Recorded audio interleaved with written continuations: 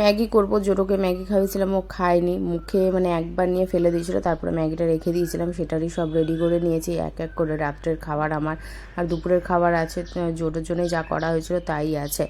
একটু সব কিছু গুছিয়ে নিয়ে কাচা হয়েছিল, ছাদটা তো যাই হোক ফাঁকা হয়েছে, দড়ি টাঙানো হয়েছিল না, তো দড়িটা কালকে রাত্রে লাগানো হয়েছে। আমাদের দড়ি আমি লাগিয়ে নিয়েছি, আমি লাগাইনি, দীপি লাগিয়ে দিয়েছে। আমার তো আর অত উঁচুতে হাত যাবে না, আর শক্ত করে ওই আটকাতেও পারবো না, সেই একই ব্যাপার, টুলের উপর উঠে যে মেলতে হয়, দড়ি আটকাতে হবে আর কি। তো এক এক করে গুছিয়ে নিয়ে ঘরের কাজগুলো সামটি নেবো, যাবো একটু দোকান, পেঁয়াজ নিয়ে আসবো, আর বাকি যে নোংরাগুলো ঝুলানো দেখলে সেই সমস্ত নোংরাগুলো ফেলে দিয়ে আসবো, তাহলে একেবারেই দুটো কাজ আমার কমপ্লিট হয়ে যাবে। এসে আমি ম্যাগিটা বসাবো আর ঘরের কাজ করব।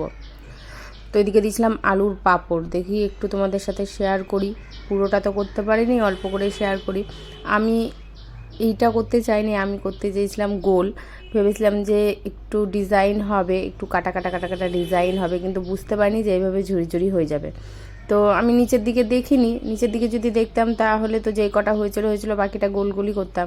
তো ভাবলাম যে থাক, কালকে পাতা হয়েছিল দই, দেখবো দেখবো করে দেখাই হয়নি, এই যে পেঁয়াজ দুটো নিয়ে আসা হলো, দইটা চলো যা হবে তোমাদের সামনে।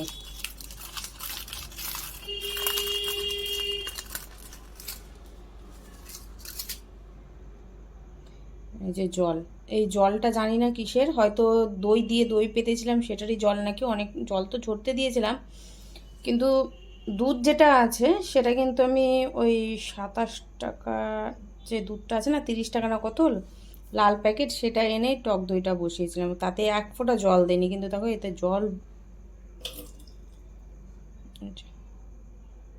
যা হয়েছে হয়েছে। এই দইয়ের দামই নিয়ে নিচ্ছে 50 টাকা, তো আমি যে না, দুধের প্যাকেট নিয়ে এসে বাড়িতে দই পাতি, দই তো আমার এখন লাগবেই, গরম পড়ছে, আমার বলো, দীপের বলো, জোটোর বলো, দই লাগেই। তো আর কি, এর মধ্যে একটু গুঁড়ো দুধ দিয়ে যদি ফোটানো যেত দুধটা, তাহলে মনে হয় আরও বেশি ঘন হতো। এগুলো দুধ তো হয়তো, যে দইটা দিয়ে দই পাতা হচ্ছে সেই দইটাই হয়তো ভালো না, সেটাও হতে পারে।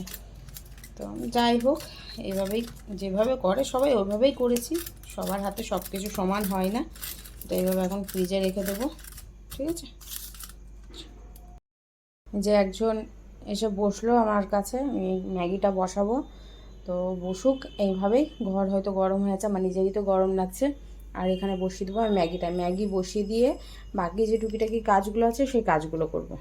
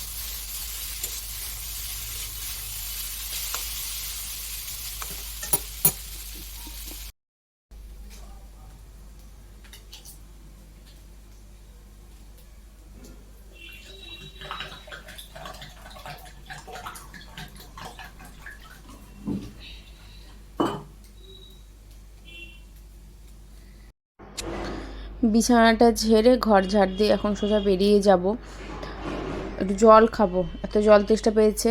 আর ঘরেই রাখা আছে আলুর পাঁপড়গুলো, ফ্যান চলছিল, তো ফ্যানের হাওয়াতে যতটা আবার টেনে যায়। আমার আবার এই সমস্ত কিছু না মাঝে মধ্যে হয় না, আবার কখনো কখনো খুব সুন্দর হয়, কখনো হয় না, একেবারেই মানে নষ্ট হয়ে যায় একদিনে, রাতারাতিতেই না ছাতা পড়ে যায়, জানি না কেন হয়।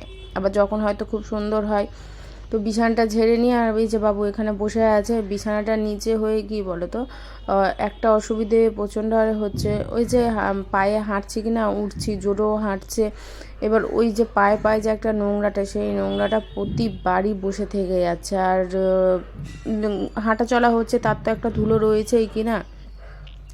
আর এই চাদরটাই পেতেছি, চাদরটা বেশ ভালো। ভাবতাম কি আগে চাদরগুলো খুব গরম হবে, কিন্তু চাদরগুলো জানো তো শুয়ে দেখছি আরাম, মানে ঠান্ডা, গরম যে খুবই হচ্ছে তা কিন্তু না, শুয়ে আরাম, চাদরটাতে গরম নেই চাদরে, বেশ ভালো লাগছে। এই যে উঠলো আমার লক্ষ্মী, এই যে লক্ষ্মী লক্ষ্য করো, পায়ে যেখানে যেখানে পা ফেলেও সেখানে সেখানে দেখো একটা সাদা হয়ে না ছাপ পড়ে গেল।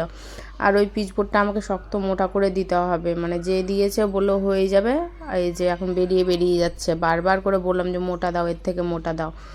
তো কে কার কথা শুনে, মানে যে যেইভাবে কাজ পারে সে সেইভাবে মন মর্জি মতো কাজ করে, কিন্তু আমি তো বুঝতে পারি যে কোনটাতে কি প্রয়োজন। আমি ঘরে থাকি, নাড়াচাড়া করি।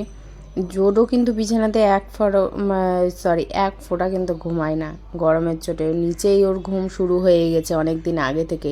ও ঠিক ভোরের দিকে একটু ঠান্ডা লাগে তখন আসে একটু বিছানাতে শয়। এবার আমার যেহেতু ঠান্ডা লাগে, মানে গায়ে দিয়েও কিছু হয় না, তো ফ্যানটা কমিয়ে দিই, তখন কি হয় ওই সঙ্গে সঙ্গে আবার নিচে গিয়ে ঘুমিয়ে পড়ে। এত লাট সাহেব, এত শরীর গরম হয়ে গেছে ওর। যাই হোক, ও জানে ওর শরীরে হয়তো কি হচ্ছে, কেমন হচ্ছে, আমি বুঝতে পারছি না। ওই জন্য আমি ওকে এখন কোনো কিছুই জোর করি না, যে ওর ভালো মতো ও নিজেরটা বুঝতে পারবে, আমি যেমন বা আমরা যেমন আমাদের ভালো মন্দ বুঝতে পারি, ওটাই বুঝুক। এবার খাওয়াটাও আমি এখন ওকে জোর করি না, আগে যেমন না খেলেও খাওয়াতাম, ঠিকঠাক হতো, এখন আমি জানো তো জোরও করি না। ও মুখে নিয়ে যদি ফেলে দেয় তো আমি একবারও তাকে খাওয়াই না, যে ঠিক আছে আর তাহলে খাবে না, আমি আর খাওয়াবো না। প্রথম দুবার যদি ফেলে দিয়েছে তাহলে থাক, আর খাওয়াবো না, তাহলে খেতে ইচ্ছা করছে তখন কি করি, অন্য কিছু খাওয়াই। যেমন সকালের মেরি বিস্কুটটা রেগুলার খাওয়ার, ওকে মেরি বিস্কুট খাওয়িয়ে তুমি যে কোনো একটা খাবার খাওয়াও ও খাবে, কিন্তু মেরি বিস্কুট না খাওয়ালে ও কোনো খাবারই খেতে চায় না। ওটা একটা বলতে পারো নেশা, আমাদের যেমন চায়ের একটা নেশা হয়ে গেছে, মানে সকালে যে যেই জিনিসটা খায় আর কি নেশা, সেই নেশাটা ওর মেরিতে। ছোটো থেকে যেহেতু মেরিটা খেয়ে আসছে সেটার জন্যও হতে পারে। তো এখন ওকে খাইয়ে দিচ্ছি। দেখো পাশে একটু লক্ষ্য করো, একদম গোল গোল করে ছাপ পড়ে আছে, ওর আঙ্গুল দিয়ে মাঝখানের পায়ের যে থাম্পেরটা গোলটা সেটারও ছাপ পড়ে আছে, লক্ষ্মীর ছাপ দিয়ে রেখেছে। আর নখগালা আবার কাটতে শুরু করতে হবে, কিন্তু নেল কাটারটা এখনও পর্যন্ত নিয়ে এসে মানে ঘরে নিয়ে এসে রাখতে পারিনি। কি জানি কেন ঘরে বসে থাকি তখন সব কিছু মনে পড়ে, কিন্তু বাইরে যে বেরোয় তখন আর কিচ্ছু মনে কর, সবই ভুলে যাই, সব মানে দরকারি প্রয়োজনীয় জিনিসগুলো বলতেও সেগুলোও ভুলে যাই, বুঝতে পারি না কেন হয়। এটা কি আমার সাথে হয় না তোমাদের সাথেও হয়? ঠান্ডা জলটা দিলাম যে খা, কী করলো, জিভ ঠেকালো আর খেলো না, দিয়ে বাকি জলটা যে সবটাই আমাকে ফেলে দিতে হচ্ছে। কেন ফেলে দিতেই হবে, কিছু করার নেই তো। কেন ঘর ঝাড় দিলাম, বিছানা ঝাড়লাম, টেবিল ঝাড়লাম একটুখানি হালকা করে ওই জিনিসটা, তো সমস্ত নোংরা জলের মধ্যে গেছে। এদিকে তো বাবুর কাজ কমপ্লিট হয়ে গেল, আরও একটি কাজ আছে যেটা হবে হুসু করতে ঢুকাতে হবে। দেখা যাক, আজকে জোর করতে হয় না, নিজেই যায়, মাঝে মধ্যে তো নিজেই যায়। তারপরে এবার আমি চুল আঁচড়ানো, মুখে একটু ক্রিম দেওয়া, খাওয়া, সব কিছু ওগুলো করবো।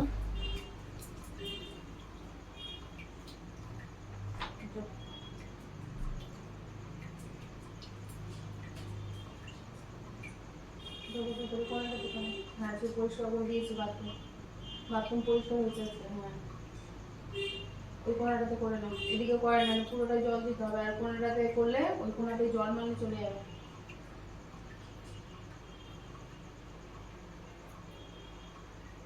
ওখানেই করো, ওখানেই করো।